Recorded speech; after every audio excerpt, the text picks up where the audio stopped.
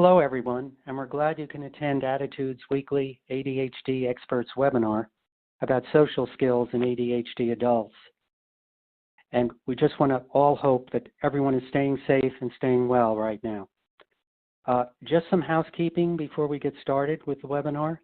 If you've listened to one of our webinars before, you know we offer attendees a certificate of attendance. When the webinar ends, a post-event survey, will pop up. It will list 3 questions about the quality of the webinar, followed by 3 questions titled Required for Certificate. If you would like a certificate of attendance emailed to you, you should answer those 3 questions. If you don't want a certificate, well, then don't bother answering them. Now for the theme of today's webinar, Making and Keeping Friends as an ADHD Adult. We all know how challenging that is for those diagnosed with the condition. Many of us have had the experience of forgetting to stay in touch with friends regularly, only to have the friendship fade away. Or sometimes we say something out of impulsivity that might hurt a friend or that was misunderstood by them. Sometimes we don't pay attention to what a friend is saying and lose track of the conversation. That is unsettling, especially when a friend is telling us something very personal about her life. We seem rude and uncaring when that really isn't the case. We're very happy to have Caroline Maguire here today to provide us with a blueprint on how to prevent ADHD symptoms from getting in the way of friendship. She has been helping those with ADHD, children and adults, make friends and find acceptance in her book, Why Will No One Play With Me? She contributes to leading publications, print and online, and is a sought-after lecturer. Join Caroline on Facebook at #AskCoachCaroline. Now, you can ask questions of Caroline at any time during the webinar. We will try to get to as many of them as we can after her presentation. To download the presentation slides of this webinar, click the drop-down menu labeled Event Resources on the bottom left of your screen. If you do not see the Event Resources tab, you need to refresh the page. So now finally, let me turn it over to Caroline. Thanks for being here today, and I know we're all anxious to hear your thoughts about friendship while having an ADHD brain. Thank you so much, Wayne. I'm so happy to be here, everyone. And I'm going to first say that I'm going to give a little framing for this webinar in terms of the context of the virtual relationships many of us are having these days due to the corona outbreak, as well as the fact that many ADHD adults are managing our jobs virtually and other relationships. So I definitely will give and pepper my presentation with some of those examples. I want to talk a little bit about the things that Wayne mentioned affect us in terms of our relationships and friendships and the challenges that we may have in keeping friends and in our workplace relationships. So I've picked out a few different topics that I think are very common in ADHD. Of course, there are many others, and I could talk about this literally all day, but I've picked out a few things like self-regulation, overtures to become friends, TMI and oversharing, telling a tight story and sort of monologuing, and some things about reading people's mood and energy and context that I think will help, especially in this current environment. The process to become friends. I mention this process to become friends not because I don't think that you're aware of the process, but because it's really important for us to think about what gets in our way. And one of the things that I notice in my ADHD clients, and as some of you may have known, I have a book that came out last fall, Why Will No One Play With Me? So I'm speaking all over the world. And I noticed that one of the things we have to think about is, first that we meet someone, then when we think about what's similar and different and how we might like to interact with that person, and then usually you engage in small talk. Except for ADHD folks, the things that come in are TMI and oversharing then, telling a tight story, the concerns and rumination we might have over what we say and that interrupting us. And then we're going to try to learn more about people, and we share information about ourselves. And then we also try to share common experiences with people. And then, something that was mentioned before, we would see the friend and bridge outside those shared experiences. And so there's a lot of executive function, the management system of the brain, organization, prioritization, and a lot of just self-regulation involved in that process. And so it can trip us up and get in the way of us progressing toward where we want to be.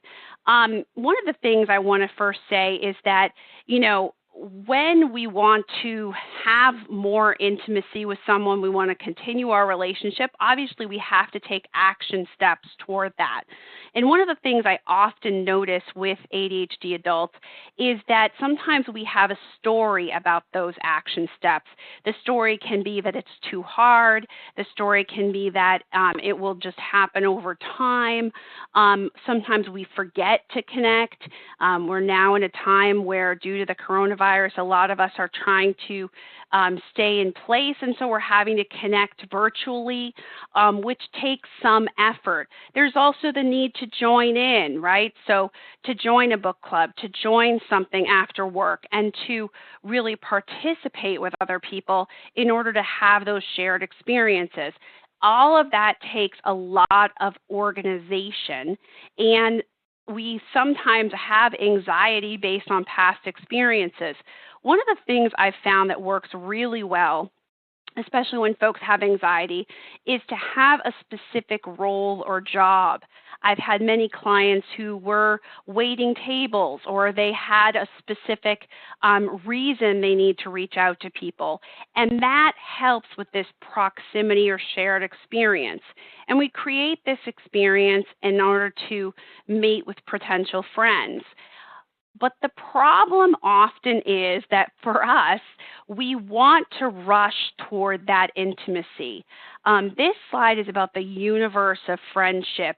And one of the things I've found universally is that we often don't think about the different levels or different types of relationships in our life. And this is part of what contributes to our oversharing. This is part of what contributes to maybe us not enjoying chit-chat and things as much, because, we want to rush toward that intimacy. But friendships are a progression. Relationships are a progression. And there are different ways in which our relationships function.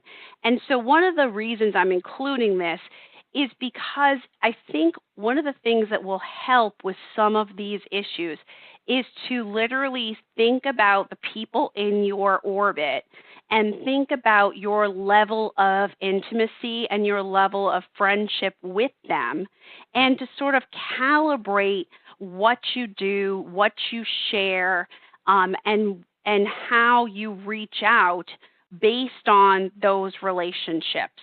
So, for instance, we're always trying to think about who our audience is. And we have to think if someone is an acquaintance. There's someone we don't see that often. There's someone we would, not necessarily know all of their background and information. If someone is a buddy, they're more of a person we see in a specific setting, like church or an organization. And then there are folks who are, really more of a friend. We get an intimate best friend type of person. We get a couple in our lives, and those are the people we share the most with and have the most intimacy with. So one of the things that I've found is that because we rush toward this intimacy and because we really like it, or we fear the rejection, to think about the people in your life, in your workplace, and to think about their different categories here can be incredibly helpful. A lot of times when we're turning to TMI or oversharing or how much do you share, how fast do you go kind of thing, a lot of people with ADHD will say to me that they're not sure. This can be a way to calibrate a little bit, right? How much you share depends on your level of intimacy and your relationship with that person.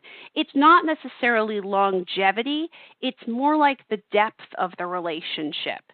So it's something that I wanted to share as we go into this stage of looking at some of these ADHD challenges because I think it can be really helpful. I want everyone to have something really manageable to take away from this webinar and something that you can work on and something you can practice that's a little less overwhelming because this can be a little overwhelming.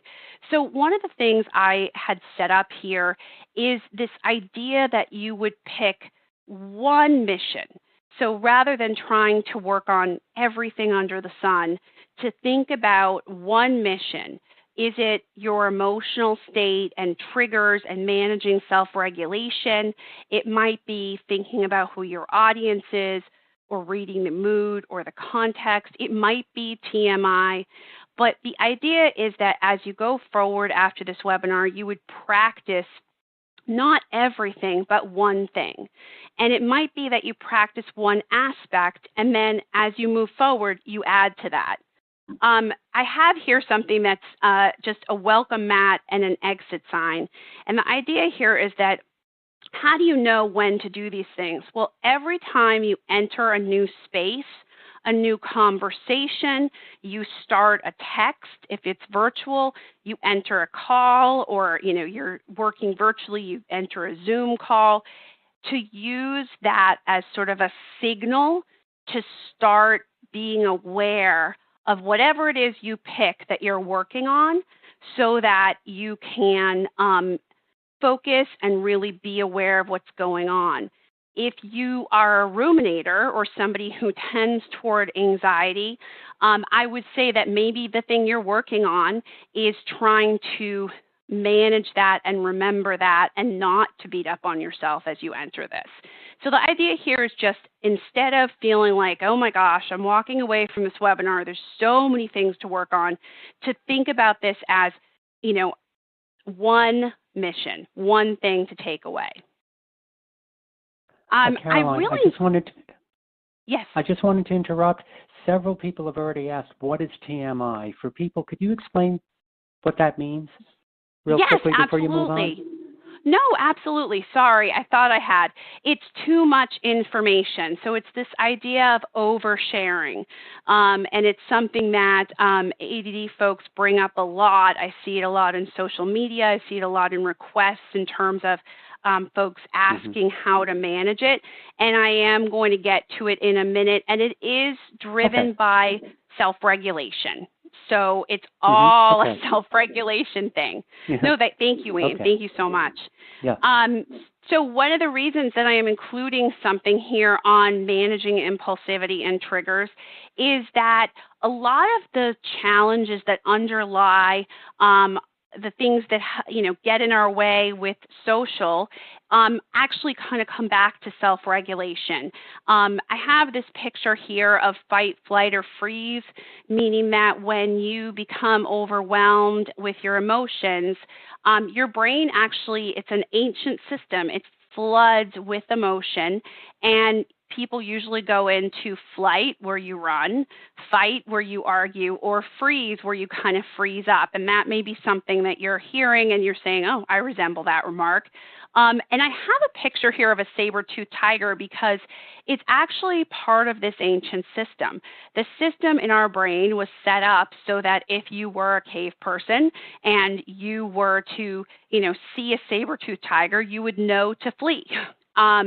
But nowadays, what ends up happening is that when we are flooded with emotions, our brain still has that reaction, and it makes it harder for us to read social cues.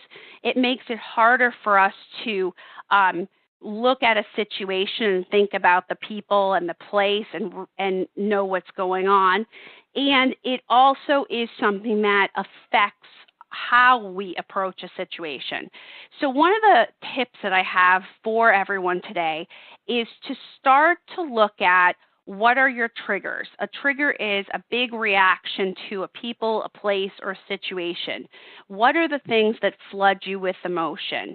And to consider that when you're entering a situation or when you're even working from home right now virtually, all of us are wearing a lot of hats.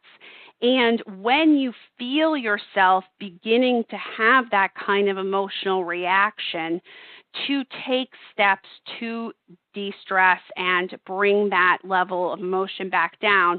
Because if we operate in a triggered state, what ends up happening is, as you know, we have a bigger reaction to things. We end up making choices we wish we hadn't made. We say things we wish we hadn't said.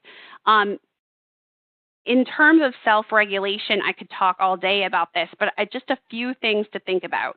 As you're entering a situation, to think about, are there triggers? Are there people? Are there situations? Are there things that are going to cause you to have less self-regulation? The other is to pay attention to your body signals. Our body has sort of tells or signals that give us an awareness that our activation level and our self-regulation, our flooding of emotions is happening.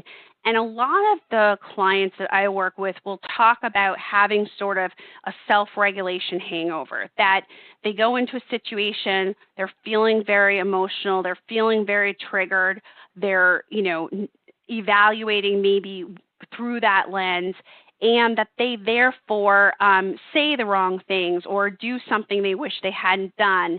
And then the next day they are full of regret, and it really colors their experience. So what I would love to suggest is, if this is something you're struggling with, so many of these social challenges go back to self-regulation.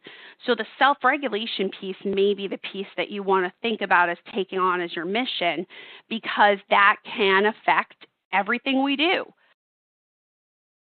The next thing to think about is, who is your audience? When you're entering a conference call or you're, in the workplace, you have different people you're interfacing with, and everyone is sort of an audience. Many of the things we need to think about are who is this person, what information do they need, and how will things be received, sort of stepping into their shoes. And if you keep just that simple phrase, who is your audience, in mind, it can really help you, because a lot of times we forget who we're speaking to, and then we do overshare, or we do talk about something that we know is going to affect that person. Oversharing. Okay, we talked about before TMI, meaning too much information, and oversharing. And one of the things that I notice as a sort of trend and something that comes up a lot is when folks are oversharing, and then it affects relationships. Harkening back, there are different types of relationships, and we want to share based on the level of intimacy that we're experiencing with the person. A good rule of thumb is to think about unrestricted opinions, vulnerable information. The more exposed you are, it would be a more intimate relationship versus someone who you have more distance from and sharing with them. Oversharing is something that's really hard for us, because, like I said, we do crave that intimacy.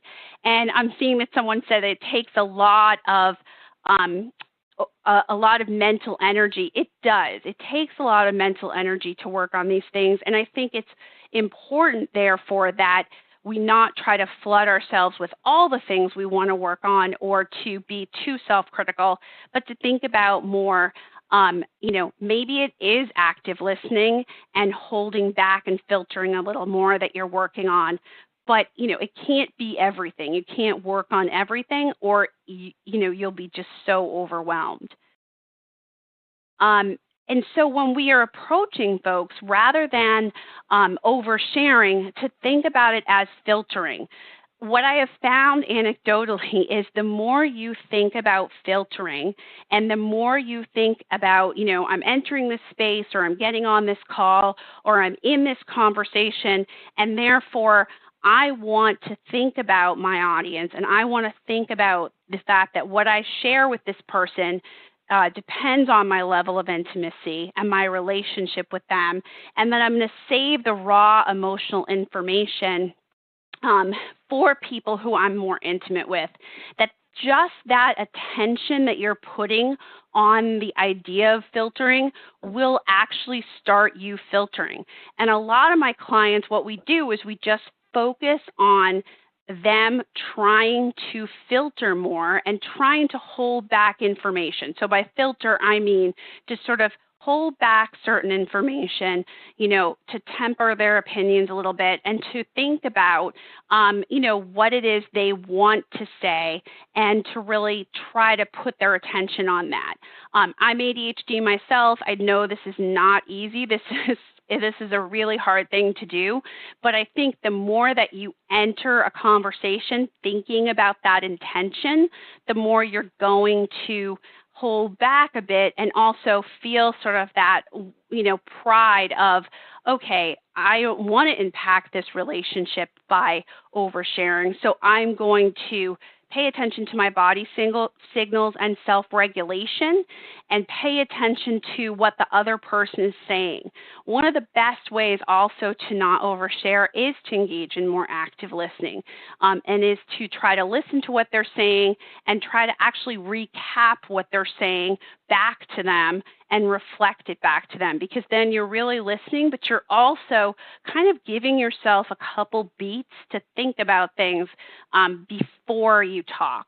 And by the way, even though some of us are in our houses and not able to be out in the world, you can practice this with your family. You can practice this with your phone calls that you have scheduled on your workplace. You can still do all of this, even though we're not out and about as much right now as a society. So topics that are overshared. So here's a few basic rules that I've gleaned, even just from recent, being on some different ADHD paloozas and being part of some chats and some other things. Here's some things I just wanted to share. Gory details of relationships and divorce to filter. Raw emotional material, that's the kind of thing that would be for your most intimates, your besties. Thoughts and beliefs and opinions, if you start to share them, to give a little distance and not to go rushing in with everything you believe, but to feel people out. And that can be something you practice. That can be what you're working on, is just to feel people out. The history of your life, right? Starting with age 4 and mom and dad.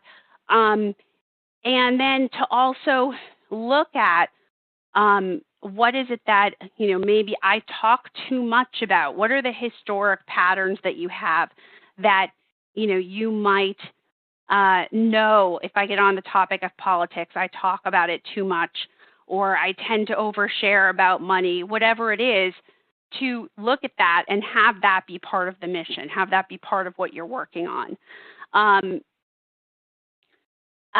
One of the things that I find with folks with ADHD and my clients is that when I talk about saying things in a more neutral way, we often feel that that's sort of inauthentic or fake.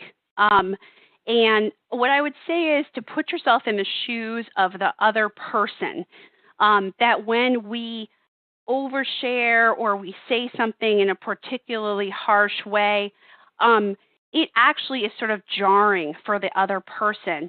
And we're giving them, all of this background that maybe they don't need to know. So I actually, in the past few weeks, as I knew I was coming to this webinar, I wrote down some of the ways that people describe things. So, where we might say something and, give the full history and really give this raw emotional information, I notice that other people will say things like, it was a challenging situation, or she's a handful, right? They use these euphemistic ways of putting it. I know that a lot of times my clients will say, well, I really want to be authentic. But I think what happens is when we're so detailed and we don't say things in a neutral way, what ends up happening is that we end up feeling badly about that. We feel badly that we overshared. So this is a way that you can have a few of these in your pocket to describe something that maybe typically you've kind of gone too far with, and then you're able to sort of put it in a neutral way. You could literally even write these down on a sticky and stick them to your computer so that you can remember. And this is also the way that you can hear people describe that distancing. I wasn't sure about the school board vote, rather than, what we would typically say, which is to go into it more. One of the things that leads to oversharing and too many details and trips us up is sort of that level of detail that we give in information. And a lot of times people will tell me that monologuing is one of the biggest issues they feel for folks with ADHD and social, and some of you have even written it as we're going through this webinar. And one of the things that I would say to you is that something really great to practice is telling a tight story. I won't claim that I don't still work on this. It's definitely something a lot of my clients are working on. But the idea here is that instead of giving a meandering story or monologuing at the person, we would think about a story and think about what we're saying and, tell who am I telling this story to? What's their level of intimacy?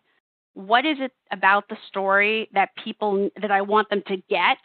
And why am I telling the story? Now, I know in the moment that can be very, very hard to do because you're worried about taking those couple of beats and responding, or you're trying to manage so many things, right? To tell this story, to talk back and forth, to pay attention.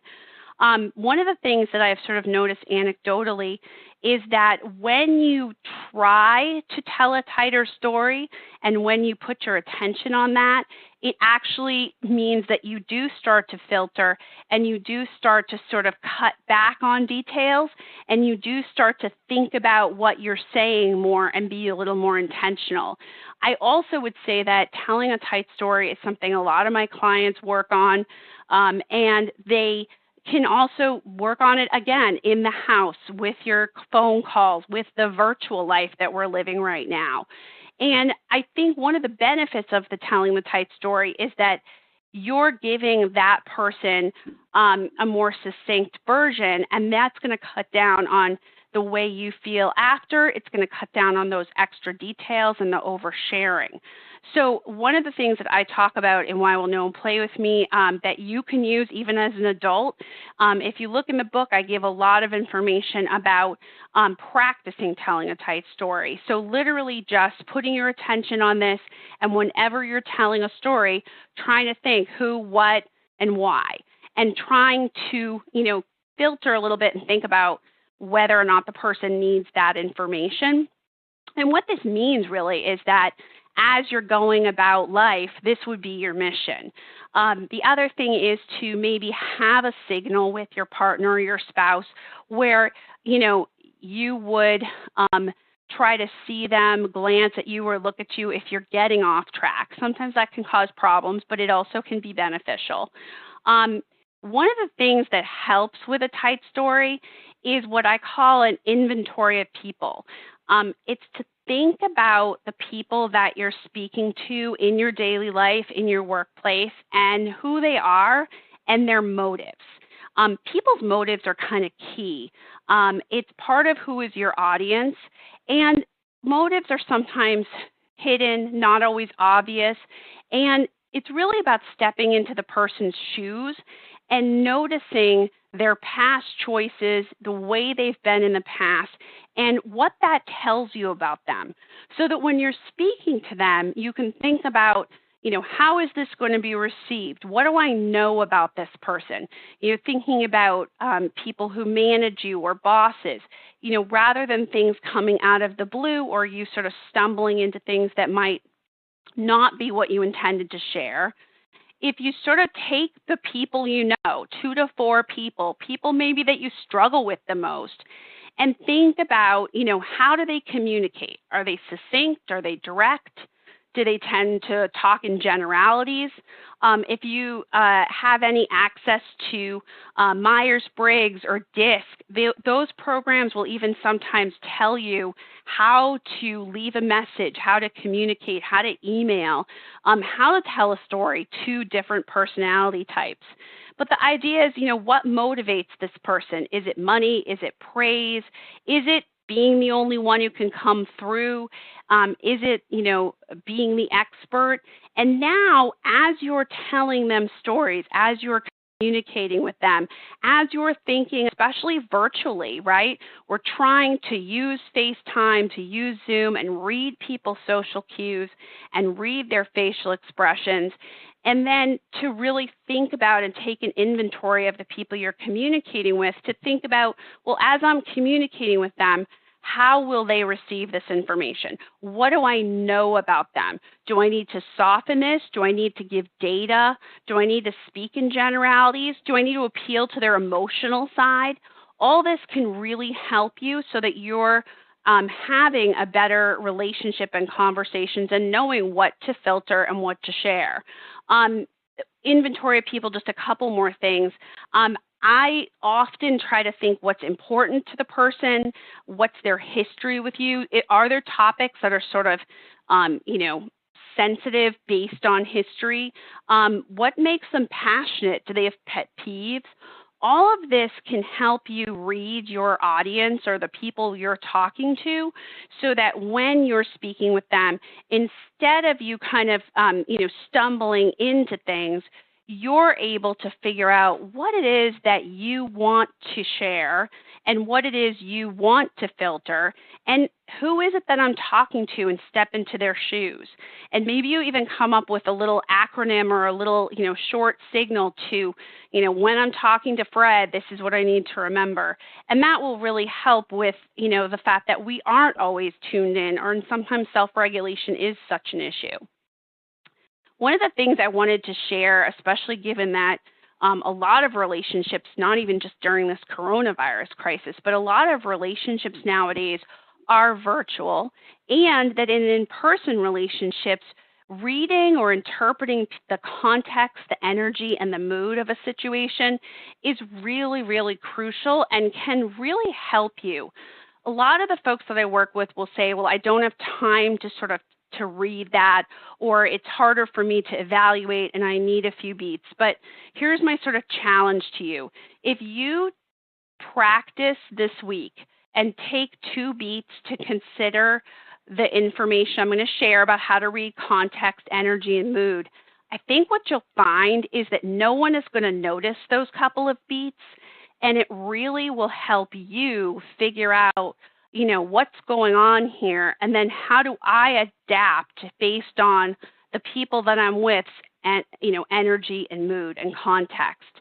And it helps you therefore kind of figure out where am I going and what's important.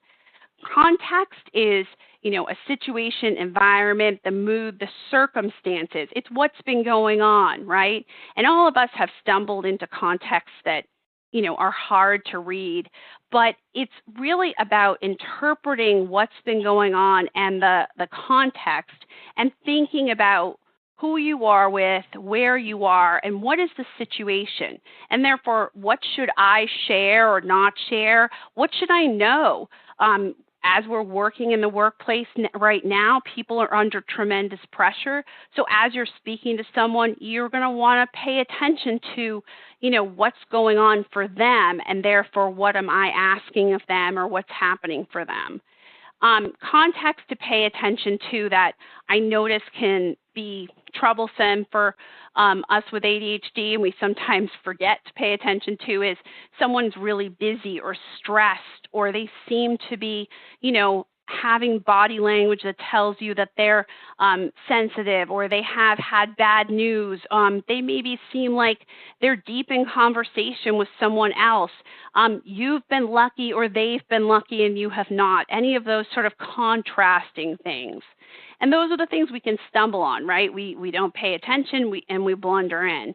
Part of this context and reading the room and reading the mood is energy. Energy is sort of this intangible thing, but if you can learn to pay attention to people's energy, even virtually, it can really help. The idea is that, you look at their body, their voice, their words, how fast they're talking. I often have people pick out a few people in your life and notice what do they do with their body, their voice, their words when they're stressed, when they're low energy, when they're anxious, and to sort of pause and evaluate how that person is talking and what they're doing with their body and their voice. If you can pinpoint the energy, the really great thing is it's actually part of the clue to mood. Part of what I've been doing a lot is teaching people how to read the room, how to read the energy. And it's a whole process, but this is just something you can do that's quick. You get on a conference call, you're trying to figure out what's going on, and you can look at what the person does with their body and voice, how fast are they talking, what are they saying, and that'll give you a clue into their mood. So noticing someone's mood, it really can help you in terms of, where are you with them, and what do you want to hold back on, and what do you want to proceed with, and, what stories do you want to tell, and what's going on in the situation. The ability to read what's going on in the situation allows you to better prepare and have those relationships. I always suggest people pick couple people in your life, and, look at what do they do in their different moods, when they're confused, when they're stressed, when they're overwhelmed. And that could be something that you're working on in terms of looking and reading the mood and taking those couple of beats and then allowing that to inform how you react to people. I wanted to say a couple words as we wrap up about communicating virtually. I think it's a little bit more challenging for us because there's a lot of self-regulation and a lot of self-management involved with having virtual relationships, but I would suggest picking a time to communicate and reach out every day. We always do better with routines. Share your thoughts and text when you have thoughts, funny things to say to friends or to say to someone so that you do communicate and keep, interfacing and being with people and connecting, which we know is really good for your health. I would say, don't let a day go by without communicating with folks outside your household and engage in self-care and monitor your mood. It might be that you need to take a media break and a social media break in order to make sure that you're not ruminating and you're not becoming too overly worried about the state of the world. I always suggest using FaceTime, Zoom, anything visual so that when you're communicating, you can read the mood of folks and you can read that body language. I think it helps everyone. Know thyself. If you tend toward opting out and you tend not to reach out, then in anything with relationships, you want to set up strategies and systems so that you do reach out because it might be your tendency. A lot of times what my clients are doing right now is setting up, body doubles, someone else who will, remind them and help them to make sure that they are reaching out and, having virtual book club, having, a virtual beer with someone so that you're not necessarily just, opting out. If you tend to overshare, then pause before you send something on social media. Pause before you post. and just reread it. Take those 2 beats and then just think about who's receiving it, who's your audience, and what's their reaction going to be. If you tend to be, again, upset by the social media piece, then maybe you opt out of that and take a break, because it can really become a problem. I also think that certain habits help us all remain resilient, and thinking about how you can continue those habits.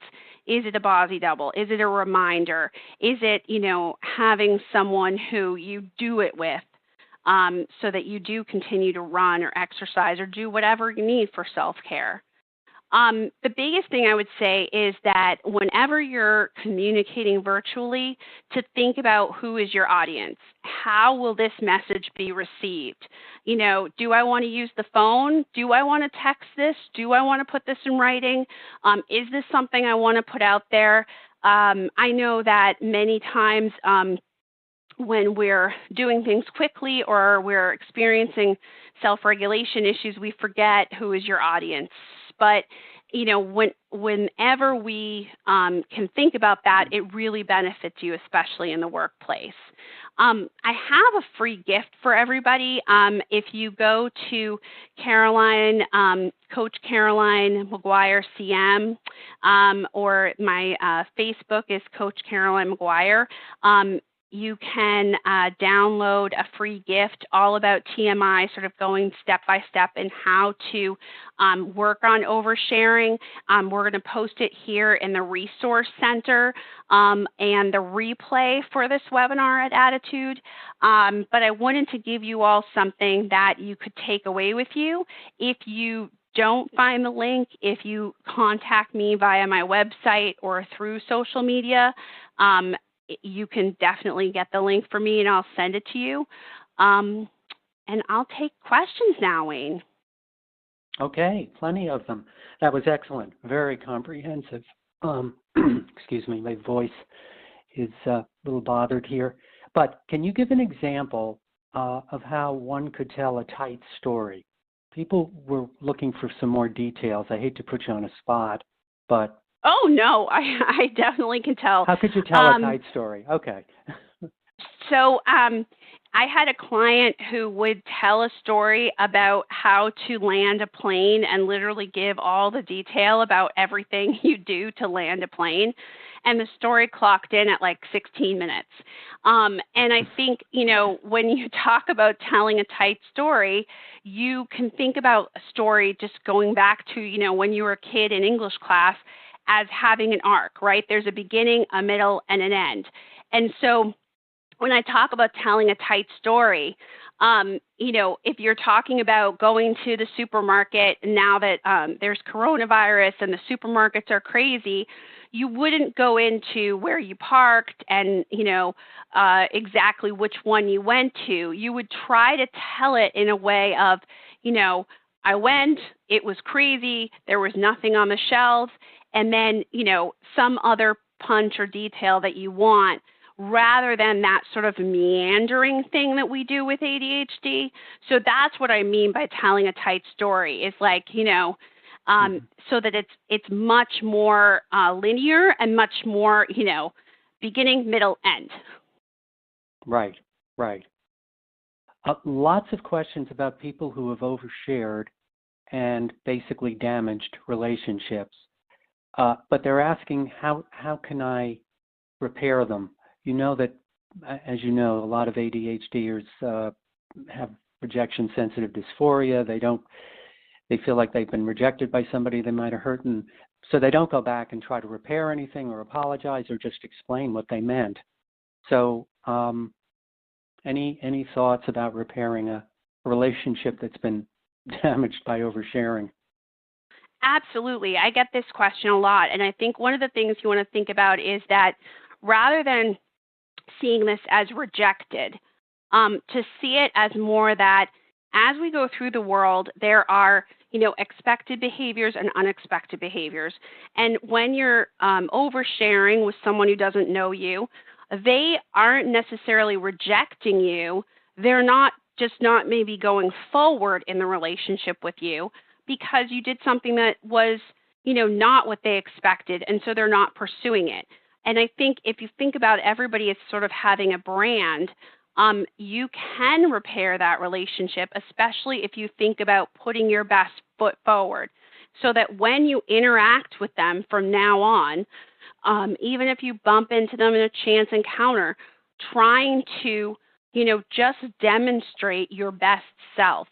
The more I think that you go into what you meant and why you said, I think the more that it becomes strange to them.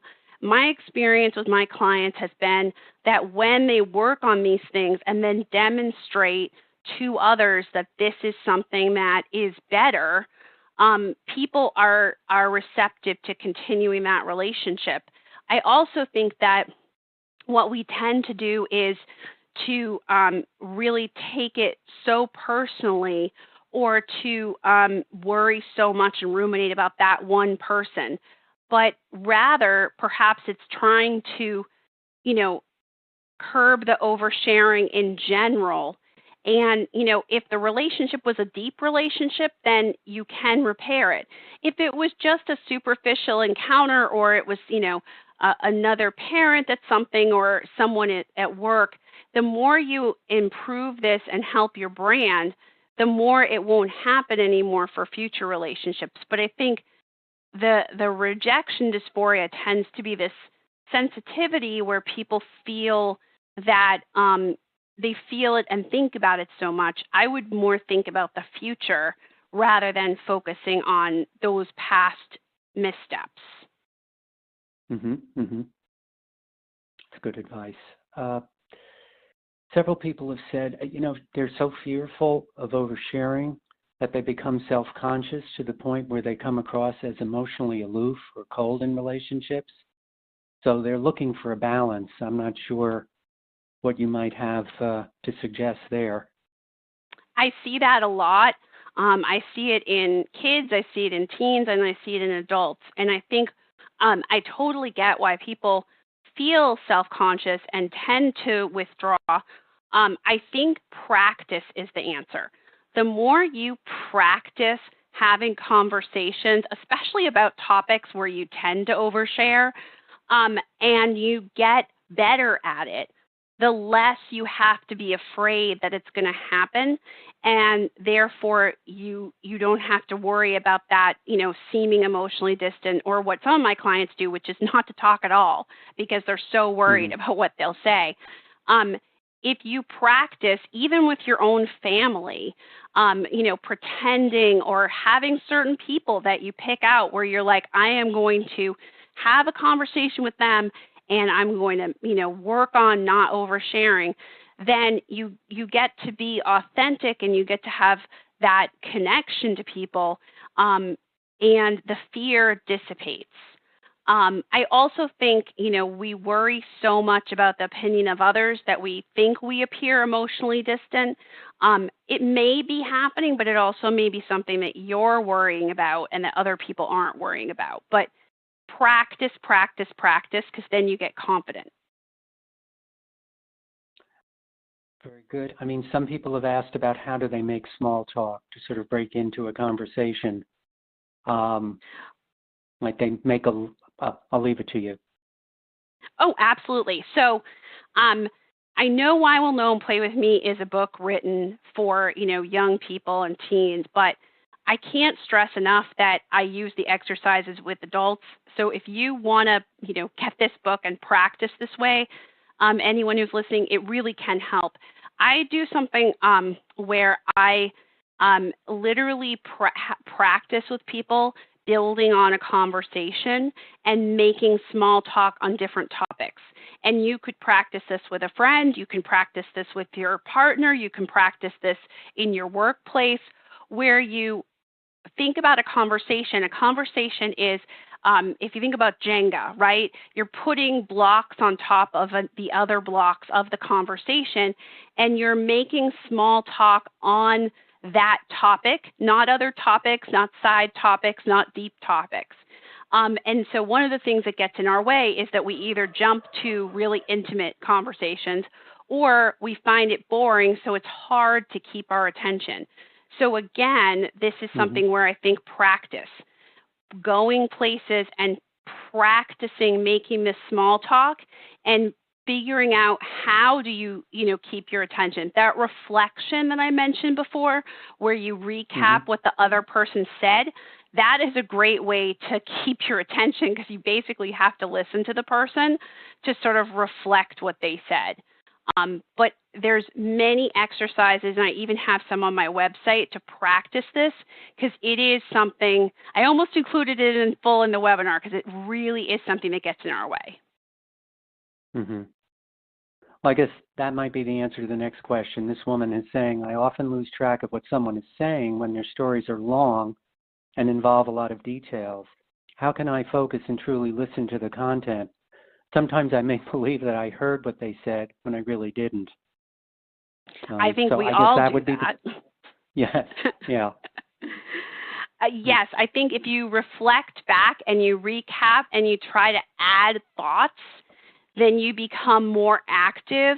I also have had adults tell me that they will literally play a game where they try to, literally hear the last thing the person said so that they can, note it, and they just gamify it a little bit. But it is something that gets in our way, and it is hard. And that's one reason it's such a topic of conversation. Okay, one big topic, the phone. People talking on phones, ADHD and your smartphone. One woman is saying, will you discuss the fear of even picking up the phone to call people and fear to speaking in case I say something damaging or stupid or not funny? So a lot of people, I've heard this before, a lot of people just avoid phone calls because of that. I absolutely am familiar with this. And first, I'd like to say that I think the fear is probably worse than what could happen. And first off, you don't have to use phone as your only medium, right? There's so many other mediums nowadays, and if they work better, use those. But I'm guessing this person asked, and this is a topic because people need to use the phone. What I would say is, if you work on the issue of oversharing, if you have some reminders in place around you, it could be just one symbol. I used to have a client who would put a domino on his desk because it represented the domino effect that happened when he forgot certain things. You can have a symbol to remind you of what your intention is. If you keep your phone calls a little shorter, that can help. But also, a lot of what I'm hearing is this rumination and really feeling anxiety about things. And I think that's where a lot of the, is there evidence for this? Is there evidence that it's going to be a disaster? And is there evidence that, you are citing, or are you sort of, building this up in your head? And I think usually the answer is that we're building it up. And I think the more you practice it, the more you're going to feel good about it and confident and have the perspective of, yeah, one conversation didn't go well, but the other 9 did. So let's focus on those 9. Several questions about forgetting names. I forget names of people I see regularly. It is embarrassing for me and offensive to some, as it seems dismissive to them that I can't even remember their name. Any practical suggestions for remembering names? Yes. So first of all, this happens to me too. I fully will confess. A few practical little things I do with my clients. We write people's names and who they are in a note section of their iPhone, so that if you run into someone, you can quickly look up who they are, or if there's somebody, in your workplace, you enter a meeting and you're like, oh gosh, what is that guy's name? You can look it up. The other thing is to invent little rhymes for yourself, and to have those be fun, because we're creative, and to think about that. The other thing is, I feel like other people forget names too. They're just not as hard on themselves as we are. So, it can be that you can say, I'm so sorry, I just can't remember early on so that it doesn't become a thing. But one of the other tips is also to re-say their name. So when I meet you, to say, oh, Wayne, is it? And to come up with some kind of little, phrase that reminds you of them. It is a problem, but I also think other people forget names, and they're not as hard on themselves as we are about it. Mm-hmm. Right. No, I agree with that. Where does ADHD medication fit into all of this? Does it help on some level? I think ADHD medication for social does exactly what it does in all aspects of life. ADHD medication allows you to focus more, it allows you to be more aware, it allows you to be more present. So I'm obviously a coach and not a doctor, so I can't comment Right. on, what medication, but I would say that, the more focused you are and the more able to be present you are, the better you're going to be with social. It also helps tremendously with self-regulation. I also have clients who, add to that by running, by exercising, by doing other things to really help their focus, especially before any kind of big social event where they really have to be on, but it's really hard for them. Right. Several people have asked about how do I pull back on monopolizing the conversation before it gets too far. Where to stop and move back or pause. I know you might have suggested this, but talk about over-talking in a conversation. Sure, absolutely. Over-talking, monologuing, it is a challenge for us. It all goes back to self-regulation.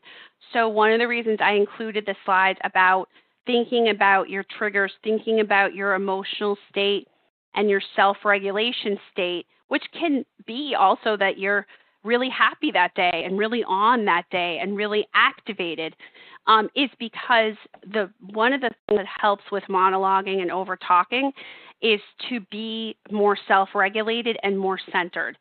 The other thing is to really think of a conversation as like ping pong, where it should be you talking and then them talking. And one of the reasons I included telling a tight story is that people who tend to overtalk or monologue, they tend not to tell tight stories. And so therefore the conversation isn't back and forth or reciprocal. So that again goes back to practice. If you tend to monologue, which a lot of us do, my suggestion is that you practice having conversations where you try to talk less and you try to make sure that you're adding a thought to the conversation, not dominating the conversation. And your comments shouldn't last more than 15, 20 seconds. So if you practice that, then you're going to become more aware that it's really a back and forth. And again, it goes back to self-regulation. What's your state? And are there topics too where you tend to monologue, like politics or a particular person? Mm-hmm. One last quick question. The hour is almost up, but people want to know how to follow up with friends. A lot of people have let relationships lag, and then they get suddenly back in touch, or they feel bad and don't get back in touch, or they do get back in touch and the other person is sort of cold to them because they haven't been in touch about the details of their lives. Is there anything, can you put that in a planner? Can you, I mean just a quick text of hope you're doing well in coronavirus time, something like that, which shows that they're present. Right. I would say to plan is a great way, and to have some rituals, send Christmas cards, send a Christmas email or a holiday email, have some rituals that you follow that kind of force you to make sure that you check in with people, especially people you're not seeing in daily life. I think the other thing is we do have an opportunity to just reach out right now and see how people are. Send a quick text. When it's on your mind, send the text.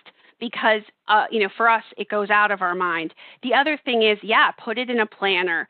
Make sure that you have some kind of tickler system. It sounds a little silly, but it really helps. I also think for every person who's a little distant and a little cold, people do understand that people are busy. And you can even say, I'm terrible at keeping in touch, but I really want you to know you are always on my mind. And that is something that people respond really well to. Again, I think our fear and our rumination gets in the way, and we decide not to reach out, anticipating the reaction that is really more about our worry than about how the person will probably react. Well, that was great advice. Yes, I agree with all of that. Very good. I think the hour is up. You really gave us great insights and strategies, Caroline. I appreciate it. I'm sure our community does. Thanks so much for being here and sharing your expertise, and have a great day. You too. Thanks so much for having me. Okay. And thanks for everyone attending the webinar today. There'll actually be another webinar tomorrow, which will be part 2 of marijuana and the ADHD brain. Roberto Alivardia will answer more of your most pressing questions that he didn't get to in the first webinar. So hope to see you tomorrow, and have a great day, everyone.